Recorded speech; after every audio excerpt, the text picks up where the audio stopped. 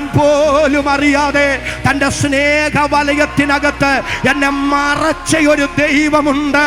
ആ ദൈവത്തിൻ്റെ സ്നേഹമാണ് എന്നെ ഈ നിലയിൽ കൊണ്ടെത്തിച്ചത്. എൻ്റെ പ്രിയരെ, അത് ലാസറിന്റെ അനുഭവം മാത്രമല്ല കേട്ടോ, ഭൂതഗ്രസ്തനായിരുന്നവന്റെ അനുഭവവും മാത്രമല്ല, നമ്മുടെയൊക്കെ അനുഭവം അതാണ്.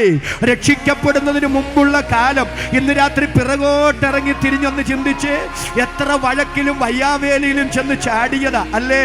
എത്ര എത്ര എത്ര എത്ര പ്രാവശ്യം ആത്മഹത്യയെക്കുറിച്ചുള്ള ചിന്ത വന്നതാണ്.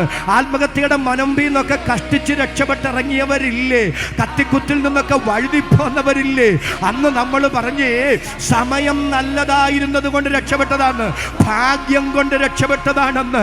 എന്നാൽ രക്ഷിക്കപ്പെട്ട് പിറകോട്ടിറങ്ങി തിരിഞ്ഞ് ചിന്തിച്ചപ്പോഴാണ് മനസ്സിലായത് ഭാഗ്യം കൊണ്ട് രക്ഷപ്പെട്ടതല്ല, സമയം നല്ലതായിരുന്നത് കൊണ്ട് രക്ഷപ്പെട്ടതുമല്ല.